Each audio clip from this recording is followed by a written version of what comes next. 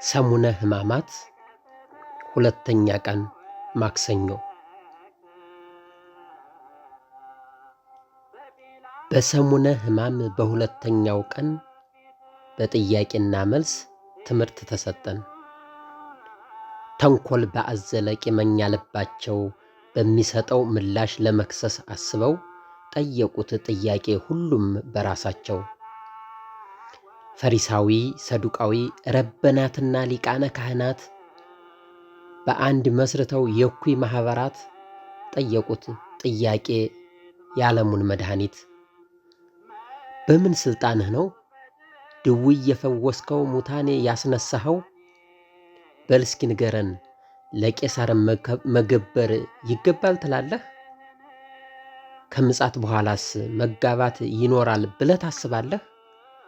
ለእነዚህና መሰል ጥያቄዎች አንተ ምን መልሳለህ? ብለው ሲጠይቁት የዓለሙን ጌታ ሰጥቷቸዋል ምላሽ ሁሉንም በተርታ ተናግሮ በቃላት ወይንም በዝምታ። በቅንነት ሁነው ጥያቄ ላነሱት አስተምሯቸዋል የመዳንን ትምህርት።